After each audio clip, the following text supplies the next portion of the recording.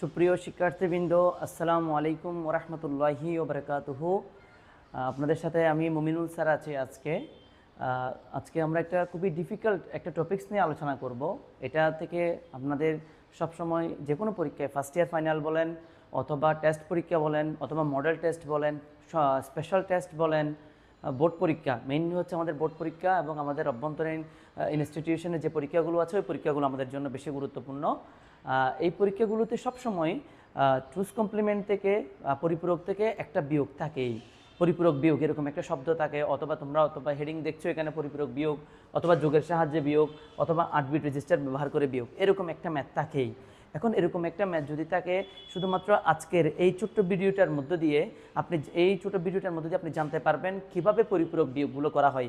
এখন আমরা লাস্ট ক্লাসে বলেছিলাম, মনে আছে আপনাদের, কম্পিউটারে কি করতে পারে না, বিয়োগ করতে পারে না, সে যোগের সাহায্যে বিয়োগের কাজগুলো সম্পাদন করে। তাহলে সেই কাজগুলো কিভাবে সম্পাদন করে সেটাই আজকে আমরা দেখব। মনে করেন বলল যে মিস্টার আমিন তিনি বাজারে গিয়ে তিনি দুইটা জিনিস কিনলেন। একটা জিনিসের দাম হচ্ছে, ফর এক্সাম্পল, একটা জিনিসের দাম হচ্ছে মনে করেন 100 টাকা, আরেকটা পণ্যের দাম হচ্ছে মনে করেন 75 টাকা। ঠিক আছে, বললো যে সংখ্যা দুটির বা জিনিস দুটির ক্রয় মূল্যের পার্থক্য 8 বিট রেজিস্টারের সাহায্যে নির্ণয় করো, ক্রয় মূল্যের পার্থক্য যুগের সাহায্যে নির্ণয় করো, ক্রয় মূল্যের পার্থক্য পরিপূরকের সাহায্যে নির্ণয় করো। তাহলে দেখো বলছে পার্থক্য মানে বিয়োগফল, কিন্তু বলতেছে আবার যোগের মাধ্যমে। তাহলে যোগের মাধ্যমে কিভাবে বিয়োগের কাজগুলো সম্পাদন করা যায় সেটাই আজকে আমরা চেষ্টা করবো ইনশাআল্লাহ। তাহলে এই ক্ষেত্রে তিনটা রুলস আছে। রুলস তিনটাতে যাওয়ার আগে একটা জিনিস খেয়াল করেন তো, আপনাকে বলছে 100 এবং 75-এর পার্থক্য যুগের সাহায্যে নির্ণয় করার জন্য। তাহলে 100 এবং 75-এর পার্থক্য যুগের সাহায্যে যদি নির্ণয় করতে হয়, আমরা কি করতে পারি? মনে করেন এই যে 100 - 45 লেখাটা এভাবে লিখতে পারি না? এখন তো কম্পিউটার কি করতে পারে না, বিয়োগ করতে পারে না। তাহলে আমরা তখন কি করি? এভাবে লিখলে কি অসুবিধা আছে? 100 + -45, তাহলে প্লাসে মাইনাসে মাইনাস, তার মানে আমি করব যোগ, কিন্তু অ্যাকচুয়ালি নির্ণয় হবে বিয়োগফল। তাহলে এরকম যদি যোগের সাহায্যে বিয়োগ করতে যাই, আমাদের এখানে যে দুইটা চিহ্ন আমরা দেখি, একটা হচ্ছে ধনাত্মক সংখ্যা, আরেকটা হচ্ছে ঋণাত্মক সংখ্যা। একটা হলো ধনাত্মক সংখ্যা, আরেকটা হলো ঋণাত্মক সংখ্যা। ধনাত্মক সংখ্যার জন্য একটা নিয়ম আছে এবং ঋণাত্মক সংখ্যার জন্য একটা নিয়ম আছে। সেই দুইটা নিয়ম আমরা একটু দেখে নিব এখন। ঠিক আছে শিক্ষার্থীবৃন্দ, দেখো তাহলে এখানে আমি কয়েকটা রুলস লিখেছি, একটু খেয়াল করো। আমাকে যখন পরিপূরক বিয়োগ করতে বলবে, তখন আমাদের প্রথম যে কাজটি করতে হবে, চিহ্ন বিটের কোনো পরিবর্তন হবে না। যেমন দুইটা সংখ্যার মধ্যে যখন পার্থক্য নির্ণয় করতে বলে, এই ক্ষেত্রে আমার একটা ধনাত্মক সংখ্যা আর একটা হচ্ছে ঋণাত্মক সংখ্যা। ধনাত্মক সংখ্যার জন্য আমরা জানি, লাস্ট ক্লাসে পড়েছিলাম, ধনাত্মকের জন্য চিহ্ন বিট হচ্ছে 0 আর ঋণাত্মকের জন্য চিহ্ন বিট হচ্ছে 1। তার মানে এই যে ধনাত্মক সংখ্যার চিহ্ন বিট 0 এবং ঋণাত্মক সংখ্যার চিহ্ন বিট 1, এই দুটার কখনোই কি হবে না, পরিবর্তন হবে না। এবার আপনি যখন ধনাত্মক সংখ্যা নিয়ে কাজ করবেন, ধনাত্মক সংখ্যার ক্ষেত্রে 7 বিট প্রকৃত মান নির্ণয় করতে হবে, আর ঋণাত্মক সংখ্যার ক্ষেত্রে ওই সংখ্যাটি টুস কমপ্লিমেন্ট করতে হবে। এই কয়েকটা কথা আমরা একটু ভালো করে খেয়াল করব। তাহলে এই তিনটা রুলসের উপর বেস করে আমি 100 এবং 75-এর পার্থক্য নির্ণয় করব। কিভাবে করছি একটু খেয়াল করে সবাই। তাহলে ওকে, তাহলে দেখেন বিষয়টা এরকম না। প্রথমে আমার 100 এটা যেহেতু ধনাত্মক সংখ্যা, 100 এটা কি সংখ্যা? ধনাত্মক সংখ্যা। তাহলে ধনাত্মক সংখ্যার ক্ষেত্রে শুধুমাত্র 7 বিট প্রকৃত মান। তাহলে 100 এটা ডেসিমাল সংখ্যা, 100 এটা কি সংখ্যা? ডেসিমাল সংখ্যা। 75 এটাও ডেসিমাল সংখ্যা। এগুলোর প্রকৃত মান নির্ণয় করবো আমরা। কিভাবে প্রকৃত মান নির্ণয় করবো? তাহলে দেখেন আমরা এভাবে লিখবো, 100 এর প্রকৃত মান, 100 এর প্রকৃত মান। তাহলে 100 এর প্রকৃত মান আপনি চাইলে ডেসিমাল থেকে বাইনারি যেভাবে করেন সেভাবেও করতে পারবেন, ওটাই করাটাই বেশি উত্তম হবে। অথবা তাছাড়া আমরা সময় সংক্ষেপের জন্য এভাবে করি, 1 2 4 8 16 32 64। এখানে 7 বিট আছে কিনা দেখেন, 1 2 3 4 5 6 7 বিট। এবার 100 এর প্রকৃত মান বের করি, 64 এবং 32 যোগ করলে কত হয়? 96। 96 আর 4 যোগ করলে কত হয়? 100। তাহলে 100 আর বাকিগুলো 0 দ্বারা ফিল আপ করে দিব। তার মানে 100 এর প্রকৃত মান পেয়েছি 1100 এটা হচ্ছে 100 এর প্রকৃত মান। ধনাত্মক সংখ্যার কাজ শেষ। এবার 75 এটা কি সংখ্যা? ঋণাত্মক সংখ্যা।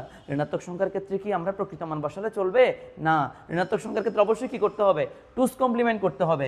তাহলে 75 এর টুস কমপ্লিমেন্ট, 75 এর টুস কমপ্লিমেন্ট। ওকে, এবার আসো। তাহলে স্যার টুস কমপ্লিমেন্ট করতে গেলেও আমরা জানি অবশ্যই প্রকৃত মান নির্ণয় করতে হবে, তাই না? তাহলে আগে প্রকৃত মানটা নির্ণয় করি। 75 এর প্রকৃত মান এই রুলস দিয়ে করে ফেলি। ওকে, তাহলে 64 আর 8 যোগ করলে কত হয়? 72। 72 আর 2 74 একে 75, বাকি সংখ্যাগুলো 0 দ্বারা ফিল আপ করে দাও।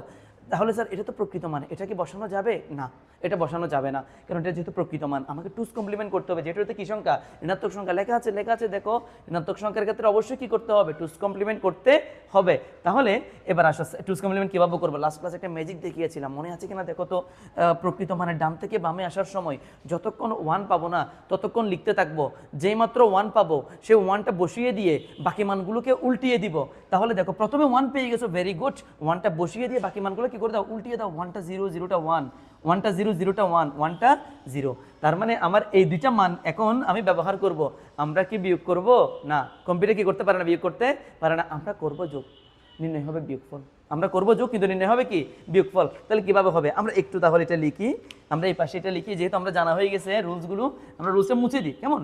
তাহলে এবার আমরা সংখ্যা দুটোর মধ্যে পার্থক্যগুলো বের করবো। যেহেতু আমার মান বের করা আছে, আমার কি বের করা আছে? মান যেহেতু বের করা আছে, এখন আমি শুধুমাত্র পার্থক্যটা বের করব। তাহলে প্লাস 100 আর মাইনাস, চিহ্ন বিটের কোনো পরিবর্তন হবে না। ধনাত্মকের চিহ্ন বিট 0, ঋণাত্মকের চিহ্ন বিট 1, এটার কোনো পরিবর্তন হবে না। এবার আসো 100 এর প্রকৃত মান 1100 100, 1100 100। ওকে, 00 বলে, 00 শব্দটা এখন বলে না। 75 এর এই টুস কমপ্লিমেন্ট কত আসছে? 0110101, 0110101। এবার সংখ্যা দুটোর মধ্যে যোগ করে দাও, বাইনারি যোগ। আমাদের ওই প্রথম ক্লাসের পড়াটা বাইনারি যোগ। একের সাথে এক যোগ করলে 0, ক্যারি থাকে 1, 3টা 1 যোগ করলে 1, ক্যারি থাকে 1, মুখস্থ করে ফেলতে বলছিলাম। 0 সাথে 1 যোগ করলে 1, 0 0 যোগ করলে 0, 1 এর সাথে 1 যোগ করলে 0, ক্যারি থাকে 1। এবার যেহেতু নিচে কোনো সংখ্যা নেই, 1টা বসে গেছে, হাতে এখন কিছু আছে নাই। 0 সাথে 1 যোগ করলে 1, 1 এর সাথে 1 যোগ করলে 0, ক্যারি থাকে 1, 1 1 যোগ করলে 0, ক্যারি থাকে 1, 1 1 যোগ করলে 0, ক্যারি থাকে 1। সেই 1টা বসে যাবে। এখানে 9 বিট চলে আসছে, যেহেতু আমরা জানি পরিপূরক হচ্ছে 8 বিটের, তাই এই 9 নম্বর বিটটাকে বলা হয় ক্যারি বিট। 9 নম্বর বিটটাকে বলা হয় ক্যারি বিট। ওকে, তাহলে এবার আসো আমরা এটা করি না, ওটা কি বলে, ওই যে উত্তরটা মিলছে কিনা একটু শুদ্ধি পরীক্ষা করে দেখি তো। স্যার 100 থেকে 75 গেলে কত হয় এমনি নর্মালি বলেন তো? 25। তাহলে এখানে থাকবে 10 থেকে 5 গেলে 5, এখানে আছে 9 থেকে 7 গেলে 2, 25। 25 এর মান কি? 11001। একটু দেখো তো 25 এর বাইনারি এটা কিনা। তাহলে 1 2 4 8 16, তাহলে 16 আর 8 কত হয়? 24, একে 25। দেখেন তো 25 এর বাইনারি 11001 কিনা। তাহলে 11000 উত্তর আসছে। সুতরাং পার্থক্য, সুতরাং দুইটা সংখ্যার মধ্যে পার্থক্য হলো 1 3টা 0, 1 1 2টা 0 1। আর এটাকে কি বিট বলবো আমরা? অতিরিক্ত বিট, এটাকে ক্যারি বিট বলবো। এটাই হচ্ছে উত্তর, শেষ, এতটুকু। তাহলে আশা করি সুপ্রিয় শিক্ষার্থীবৃন্দ, আশা করি এটা বুঝতে পারছেন যে যখন আপনাকে দুইটা সংখ্যার মধ্যে পার্থক্য বের করতে বলবে পরিপূরকের সাহায্যে, তাহলে আমরা এভাবেই করবো ইনশাআল্লাহ। ওকে প্রিয় শিক্ষার্থীবৃন্দ, আমরা এবার 2 নম্বর ম্যাথ একটু ট্রাই করি তো, তারপর আমরা কয়েকটা হোমওয়ার্ক দিয়ে দিব। ওকে, আপনাকে বললো যে 79 এবং 45 এর পার্থক্য যোগের সাহায্যে নির্ণয় করো।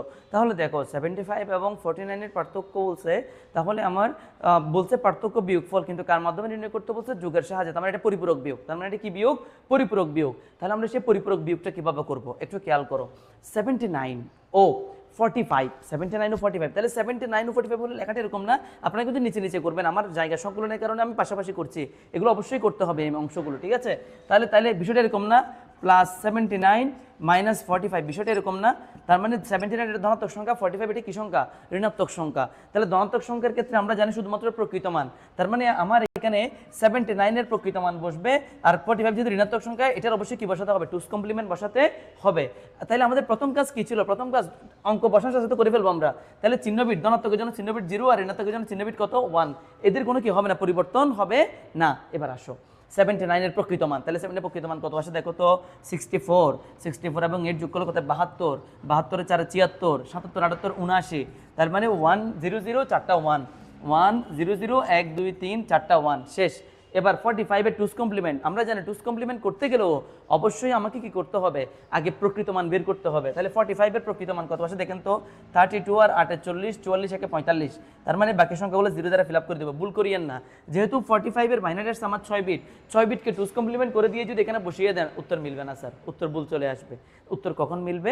আমাকে আগে 7 বিট বানাতে হবে, আগে আমি 7 বিট বানাবো 45 এর টুস কমপ্লিমেন্ট। এবার 7 বিট করার পরে কি করব? আমরা টুস কমপ্লিমেন্ট করব। প্রথমে 1 পেয়েছে, সেই 1টা বসিয়ে বাকি মানগুলো কি করে দিব? উল্টিয়ে দিব। ওকে, তাহলে 45টা ঠিক আছে, এখানে একটু দেখি তো, 32 48 40, ঠিক আছে। তাহলে 1টা বসিয়ে দিয়ে বাকি মানগুলোকে উল্টিয়ে দাও। 101 0011, 101 0011। ওকে, ভেরি গুড। এবার এটা যোগ করে ফেলি। ওয়ানের সাথে ওয়ান যোগ করলে জিরো ক্যারি থাকে ওয়ান, তিনটা ওয়ান যোগ করলে ওয়ান ক্যারি থাকে ওয়ান, ওয়ান ওয়ান যোগ করলে জিরো ক্যারি থাকে ওয়ান, ওয়ান ওয়ান যোগ করলে জিরো ক্যারি থাকে ওয়ান, ওয়ান ওয়ান যোগ করলে জিরো ক্যারি থাকে ওয়ান, সে ওয়ানটা বসে গেছে। আবার ওয়ান ওয়ান যোগ করলে জিরো ক্যারি থাকে ওয়ান, ওয়ান ওয়ান যোগ করলে জিরো ক্যারি থাকে ওয়ান, শেষ। এবার আমার উত্তরটা করতে আসছে, যেহেতু অতিরিক্ত বিট আসছে, এটা হচ্ছে ক্যারি বিট, এটা হচ্ছে কি ক্যারি বিট। শিক্ষার্থীবৃন্দ, আমার 79 থেকে 45 গেলে কত হয়?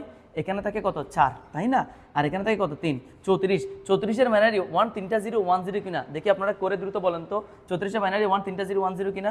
যদি হয় তাহলে আমার উত্তর হয়ে গেছে। পরীক্ষা কিভাবে করব?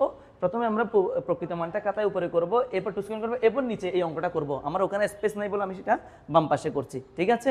ওকে, তাহলে আবার তৃতীয় ম্যাথের জন্য প্রস্তুতি নেই, ততক্ষণ এটা একটু ভালো করে দেখে নিই আমরা। আচ্ছা, 3 নম্বর ম্যাথটা কি দিয়েছে দেখেন, একটু খেয়াল করেন। 3 নম্বর ম্যাথটা আমাকে বলছে এতক্ষণ যা দিয়েছে সবগুলো দশমিক সংখ্যা ছিল, এখন একটা অক্টাল সংখ্যা দিয়ে দিয়েছে, আরেকটা কি দিয়েছে? বাইনারি সংখ্যা। এখন অক্টাল সংখ্যা বা বাইনারি সংখ্যার মধ্যে পার্থক্য নির্ণয় করতে বলছে যোগের সাহায্যে। আমরা কিভাবে করব তাহলে একটু খেয়াল করি। তাহলে আমাদের অক্টাল সংখ্যা যেটা দেওয়া আছে এটাকে আমাকে আগে বাইনারি করে ফেলতে হবে, যেহেতু কম্পিউটার বোঝে শুধুমাত্র বাইনারি ভাষা। এটা অক্টাল থেকে ডেসিমাল গিয়ে ডেসিমাল থেকে বাইনারিও করতে পারেন, অথবা সরাসরি অক্টাল থেকে বাইনারি করে দিলেও হয়ে যাবে। তাহলে 61 আমরা জানি, তাহলে আমরা কিভাবে করবো? আমি ম্যাথটা একেবারে আপনারা পরীক্ষা হলে যেভাবে করবেন এভাবে দেখাই, কেমন? একদম পরীক্ষার হলে যেভাবে করবেন 4 নম্বরের জন্য আসলে উচ্চতর দক্ষতাই এভাবে করবো আমরা। নিচে নিচে করবেন, কেমন? আমি বাম পাশ থেকে ডান পাশে যাবো, আপনারা নিচে নিচে করবেন খাতার মধ্যে, ওকে? তাহলে 61, এটা যেহেতু অক্টাল সংখ্যা, 61 এর বাইনারি, তাহলে প্রথমে 61 এর বাইনারি মানে প্রকৃত মান বের করবার কি, তাই না? তাহলে 61 এর বাইনারি কত আসে দেখি তো। আমরা জানি অক্টাল থেকে বাইনারি করার সময় 3 বিট করে নিতে হবে। তাহলে 1 এর বাইনারি হচ্ছে 1, আগে দুইটা শূন্য দিয়ে 3 বিট। 6 এর বাইনারি হচ্ছে 1 1 0, ওকে? তাহলে এখানে আসছে আমার 6 বিট। এবার 61 এর বাইনারি, তাহলে সুতরাং 61 এর বাইনারি হলো 1 1 0 0 0 1, তাহলে এটা হচ্ছে আমার 61 এর বাইনারি।